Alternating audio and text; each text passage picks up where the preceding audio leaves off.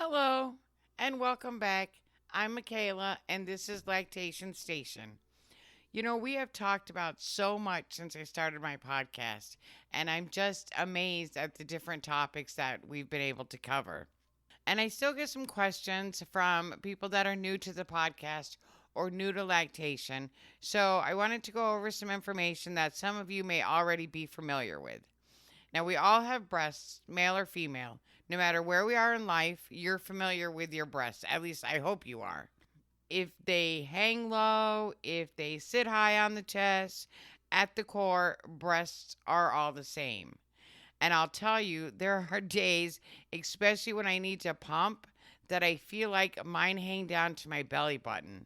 And I used to think that the loss of elasticity in my breasts was due to having four kids. But I have since found out that part of the loss is because I used to smoke. And as a matter of fact, research has identified smoking as the top cause of sagging breasts. So if you smoke, there's another good reason to stop. Anyway, enough about my breasts. Knowing all you know about your breast doesn't mean you know how to make them lactate. Lactation can be overwhelming, especially with so little information available for induced lactation. Very often, women find information on induced lactation from other women who have already induced. And that's perfectly okay. There's nothing wrong with getting your information that way. I've learned a lot from the different women that I interact with, especially in my kit group. I learned that it's a good idea to take lecithin if you have a tendency to get clogs because it helps to thin the milk. I had no idea. So, you can learn a lot from other women. The thing is, you just need to remember that every woman is different. So, what works for one woman may not work for you. And you have to vary what you do to accommodate your body. It all becomes a process of learning what works for you. Lactating through pregnancy makes the whole process easier, obviously.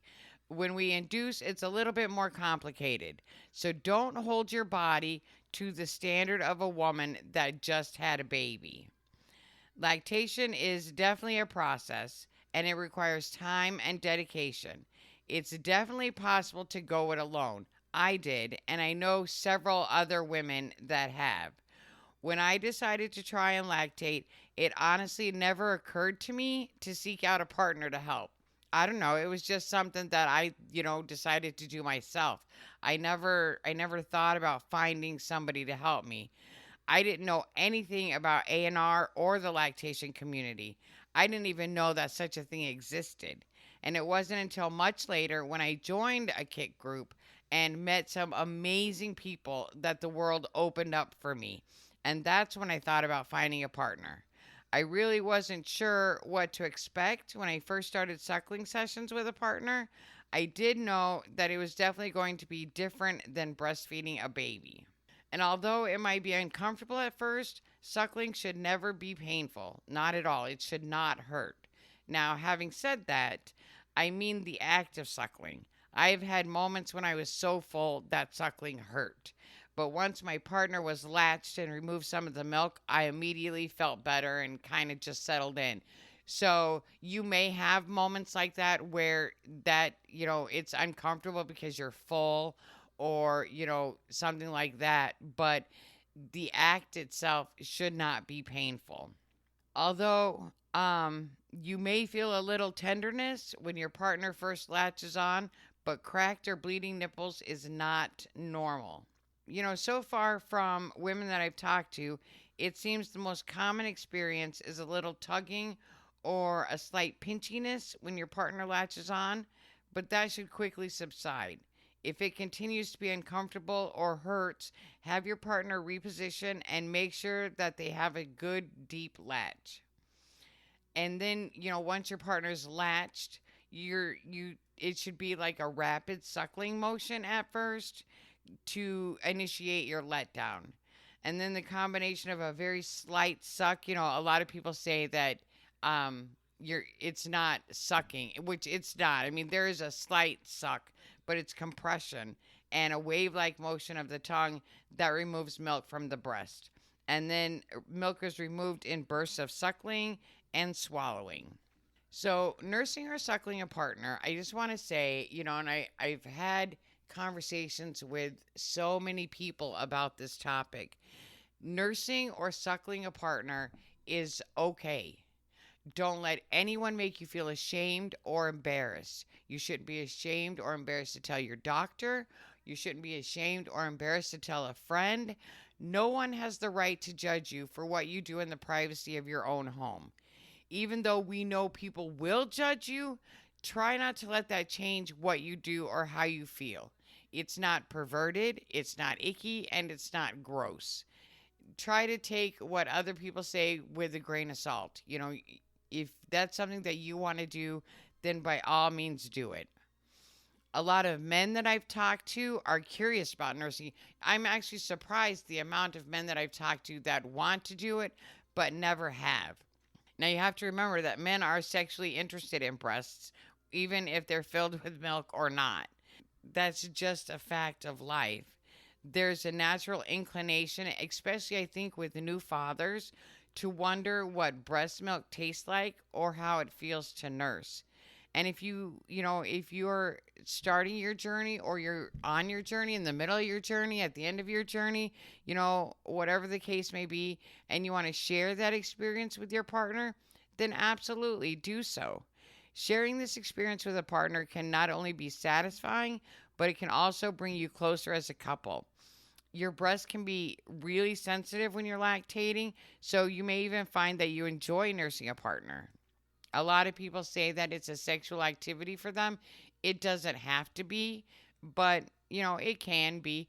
When I nurse my partner, there is I don't know, it's like a calmness. It's a relaxation before we go to bed at night. There's no I don't even know how to describe it. There's no, oh my God, I need to jump your bones and let's have sex right now. It's a completely different feeling, at least for us. And that may not be true for everybody. There are people that, it's very sexually charged for them and it turns into, from suckling to sex. And that's okay too. Who cares? Whatever you partake in as your sexual activity is your business. So tell other people to screw off if they're, trying to tell you that it's not okay. Because people do what they want to do. So, you know, it doesn't, I don't know what I'm trying to say, ladies. I just know that it's okay. It's okay if that's something that you want to do. Don't let anybody tell you that you shouldn't. Suckling a partner can increase intimacy, and sharing this part of you is very special and a satisfying opportunity. It's also a bonding time to love and nurture each other. Holding and suckling your partner is a feel good activity. I don't know, if you realize that, but the release of oxytocin flooding your body has a very calming effect. If you work a high pressure job and you're stressed all the time, then maybe this is something that can help you relax in the evenings. Okay, so let's talk about some changes that your breasts go through. You may feel changes early or late. You may notice a tingly, full sensation long before you actually have any visible signs of milk. There's an increase in blood supply to the breast, which causes them to be tingly and have that full feeling. As you progress, the skin of your nipples gets thicker and toughens up in preparation for suckling. Your areola will also darken, and that happens to help baby find the nipple. So it's just a natural reaction when you start inducing that's going to happen. It's just the way your body reacts to it. You may also notice that the Montgomery glands or the little bumps on the areola gets a little more pronounced.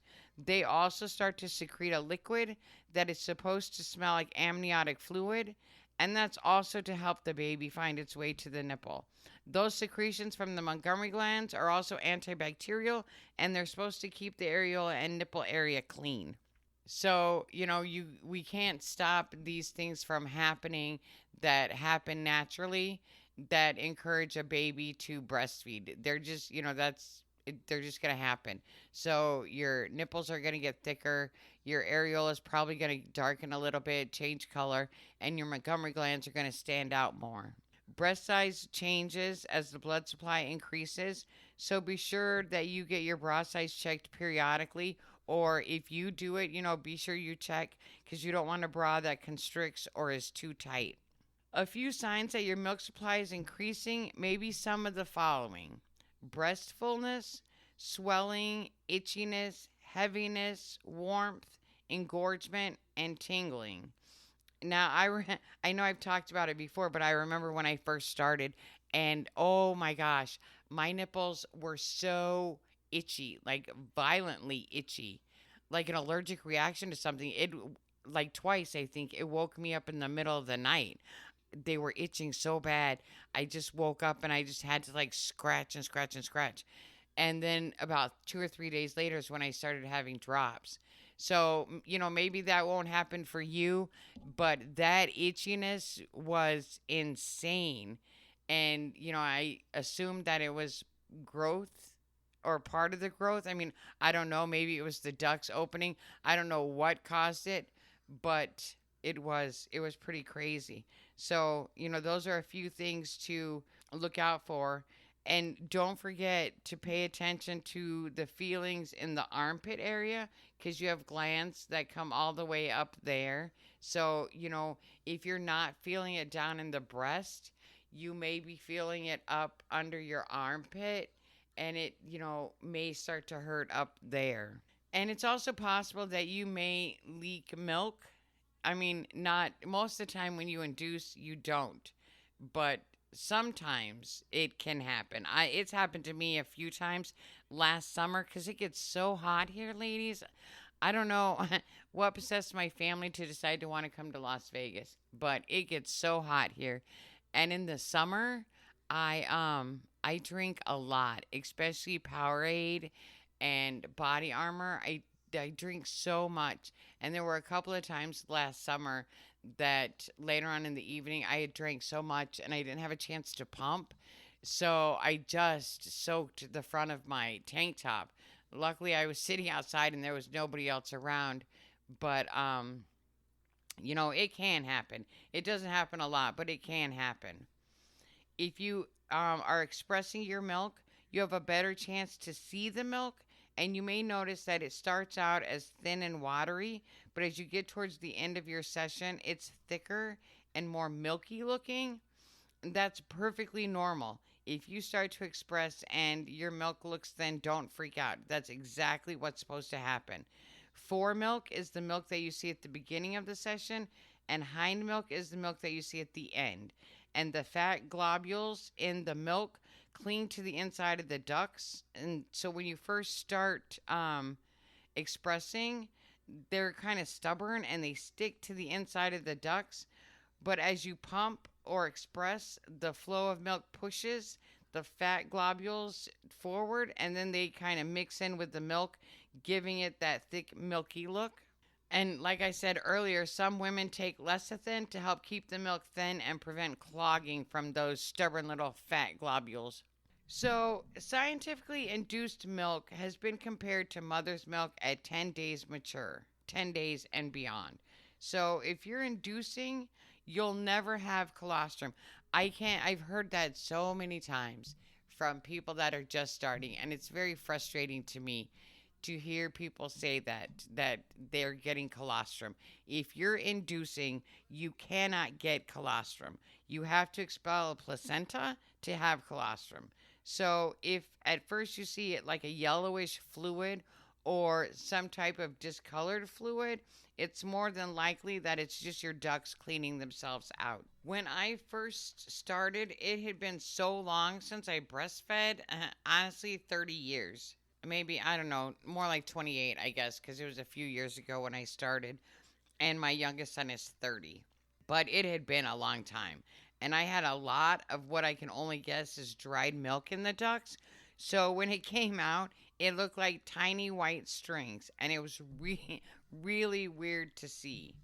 I had that happen one other time when I had mastitis and a duct clogged. Once I got it opened back up, everything that came out for the first couple of minutes was just stringy. I mean, seriously, it was like I was a teeny tiny cheese stick factory. But once I got it cleared and that last little bit came out, The stream from that duct was so strong, I think it could have actually put an eye out. So there's a lot of things that go on in your breasts when you're not using them. So if you see something coming out that, doesn't exactly look like milk, and you're at the beginning of your journey and it's kind of discolored, honestly, I just think it's that your ducts cleaning themselves out. Once you move past that, then you'll get to your regular milk.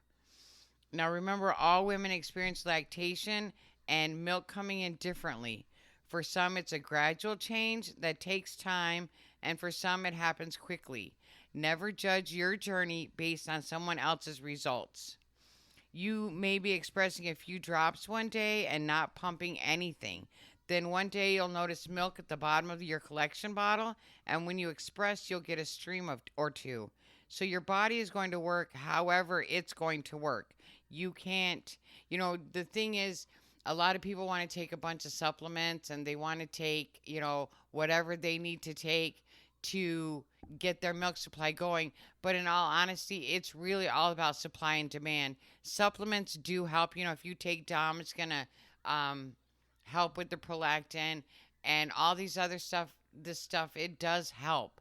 But if you're not pumping and you're not doing the kind of things that you need to do to stimulate your breasts, then no amount of anything that you take is going to make a difference. Pump and express and use a TENS unit, and your body's going to work how it needs to work.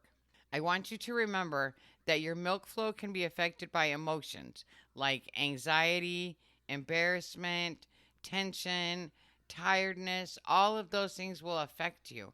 So you need to try and relax, because relaxing helps milk flow. Try not to stress. If you're stressed about what you're pumping, take a sock and put it over the collection bottle so you can't see what's actually in there, and maybe turn on a show or something like that and just sit and relax and go through your pumping session.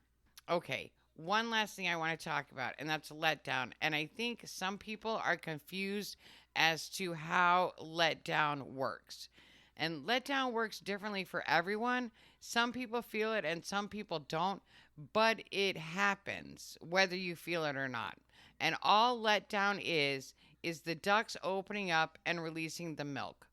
You may feel like you're having letdown before you have milk, and that happens. It's just the hormones starting to work, and everything getting geared up. And if you feel like you have milk that's letting down but there isn't anything there yet, that's perfectly normal. Okay, so let's compare your letdown to the faucet, the kitchen faucet, and the water company. When you move into a house, you turn on the faucet to see if there's water. And no matter how much you turn on the faucet, if there's no water, there's no water. Once the water company starts your service, you turn on the faucet and there's water. So letdown is kind of the same thing. You may feel a letdown, which is the hormones in your body working the way they should, but if you haven't started producing yet, no matter how much you turn on the faucet, nothing's going to come out. But you want to keep turning on the faucet because you want to keep making sure that the faucet works. Once you start producing, letdown is the knob of the faucet. The ducts will open up and release the milk. So that's all letdown is. Letdown is the knob on the faucet. How much water is in the pipes is up to your body and your supply and demand. All letdown is opening up the faucet. So I hope that helps some of you out there understand more about inducing and what it is and what it isn't. And if there's any questions that I can answer for you, please feel free to let me know. Next week we'll do our giveaway. I have a really cute, super cute shirt, a really pretty Tree of Life journal that I can't wait to give to somebody. I have my samples that I got from Upspring. I got double chocolate cookies, and their juice packet that you put in water. And I personally like the juice packet when they have fenugreek and blessed thistle in them. And when I first started lactating, those two things didn't help me at all. But I'm pretty well established at this point. So I'm going to go ahead and give them a try. I have a 2 week supply of each. So I'm going to see how that works. And I will keep you ladies updated on, if it works. The cookies, I got to tell you, because there's a different brand that I usually get. These cookies are really good. The double chocolate cookies are really good. And there's just two in a pack, and you eat one pack a day. So, we'll see at the end of 2 weeks if I had an increase in my supply or not, because you ladies will be the first people I let know. Let's see what else is going on. Don't forget to go by the website. If you haven't subscribed already, you have to subscribe to the email in order to be eligible for the giveaway. And that's lactationstation2020.com. Go by the Facebook page and join our group. It's growing every day. There's so many wonderful and beautiful ladies in our group, and we're all there to help each other. So definitely join the group. I don't know. I think that's it.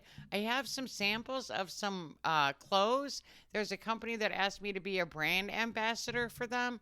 So I have some samples that they're sending me. They should be here on Monday. And I'm going to try and do a YouTube video of the unboxing so that you guys can see them. And, if you're interested, I can give you a discount code and put you in the right direction to getting some. They looked really cute in the pictures. We'll see what it looks like when we get it and what it's made out of and all that fun stuff. But I will definitely let you know about that. And I think that's it, ladies. I think this is the end of our conversation. I'm Michaela. I hope you have a great night. And this was Lactation Station.